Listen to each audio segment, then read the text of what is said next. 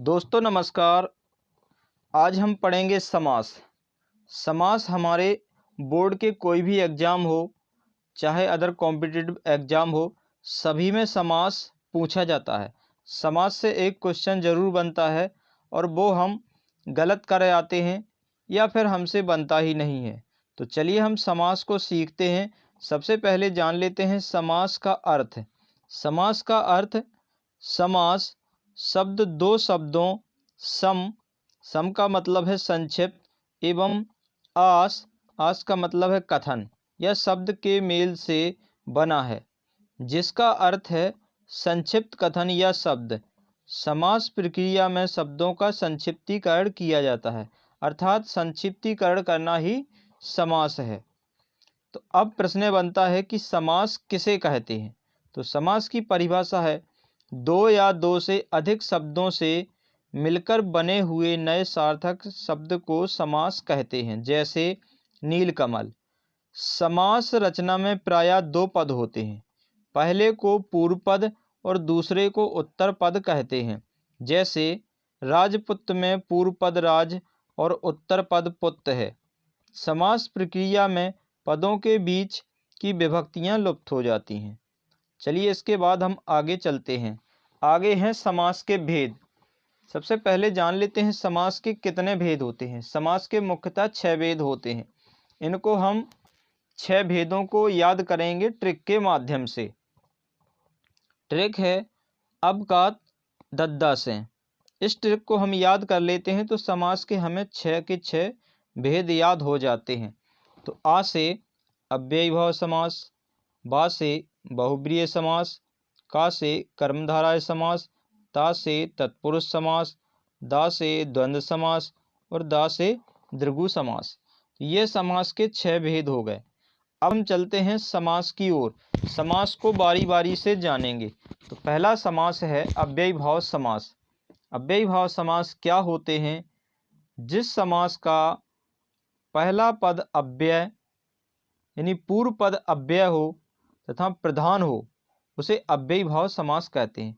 तो जिस समास का पहला पद अव्यय हो तथा वही प्रधान होता है, उसे अव्ययीभाव समास कहते हैं। और पहला पद उपसर्ग होता है। पहचान है, पहला पद अनु, आ, प्रति, भर, यथा, आवत, हर आदि होता है। जैसे उदाहरण है प्रति प्लस दिन, प्रतिदिन।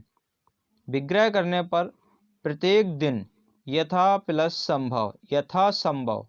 विग्रह करने पर जैसा संभव हो, ये अव्ययीभाव समास होगा। इसके बाद अगला समास है तत्पुरुष समास। तत्पुरुष समास क्या होता है, चलिए इसको भी हम जान लेते हैं।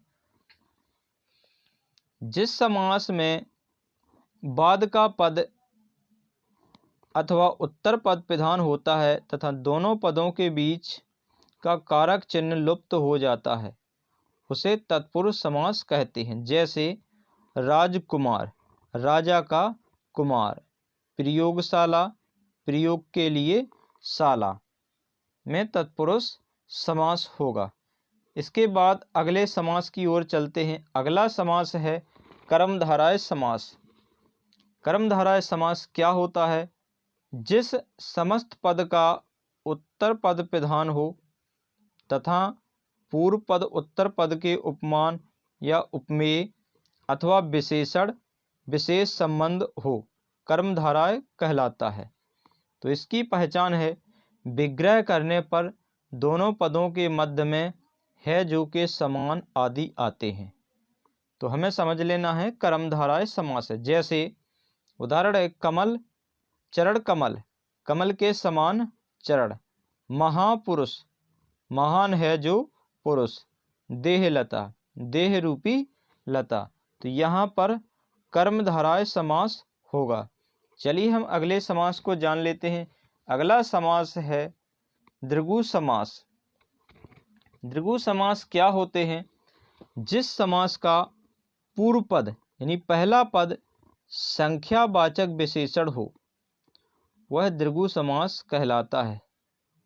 इसमें समूह या समूह कारक का ज्ञान होता है। इसमें समूह या समाहार का ज्ञान होता है। उदाहरण है सप्त सिंधु, 7 सिंधुओं का समूह, त्रिलोक, 3 लोकों का समाहार। अर्थात इसमें पहला पद संख्यावाची होगा, तो हमें समझ लेना है कि ये समास द्विगु समास होगा। चलिए अगला समास है द्वंद्व समास। द्वंद्व समास क्या होते हैं? जिस समास के दोनों पद प्रधान होते हैं तथा विग्रह करने पर और या अथवा लगता हो वहाँ द्वंद्व समास कहलाता है। पहचान है, दोनों पदों के बीच योजक चिन्ह का प्रयोग होगा और दोनों पद होंगे तो वे एक दूसरे के विपरीत होंगे, तो वो द्वंद्व समास कहलाता है। जैसे राजा प्रजा, राजा और प्रजा, देश विदेश, देश और विदेश, तन मन धन, तन और मन और धन। तो ये हमारा द्वंद्व समास होगा। द्वंद्व समास में दोनों पद प्रधान होते हैं। चलिए अब हम पढ़ते हैं बहुब्रीहि समास। बहुब्रीहि समास क्या होते हैं? जिस समास में कोई पद प्रधान नहीं होता है, अर्थात दोनों पद मिलकर किसी तीसरे पद की ओर संकेत करते हैं, उसमें बहुब्रीहि समास होता है। इसमें ना तो पहला पद प्रधान होगा, ना दूसरा पद प्रधान होगा, अन्य पद प्रधान होगा। जैसे उदाहरण है महावीर, महान है जो वीर, अर्थात कौन है? हनुमान। दशानन, 10 हैं आनंद जिसके, अर्थात कौन है? रावण। चतुर्भुज, 4 हैं भुजाएं जिसकी, अर्थात विष्णु। तो यहाँ पर अन्य पद की प्रधानता हो रही, यहाँ पर बहुब्रीहि समास होगा। चलिए हम आगे जान लेते हैं पदों की प्रधानता के आधार पर वर्गीकरण। तो सबसे पहले जानते हैं कि पूर्व पद कौन से समास में प्रधान होता है। पूर्व पद प्रधान कौन से समास में होता है? तो पूर्व पद अव्ययी भाव समास में होता है। उत्तर पद प्रधान कौन से समास में होता है? तत्पुरुष समास, कर्मधारय समास, द्विगु समास में उत्तर पद प्रधान होता है। दोनों पद कौन से समास में प्रधान होते हैं? द्वंद्व समास में। अन्य पद प्रधान होता है बहुब्रीहि समास में। तो दोस्तों वीडियो कैसा लगा कमेंट में ज़रूर बताएं। यदि वीडियो पसंद आया है तो वीडियो को लाइक करें और चैनल को सब्सक्राइब करें।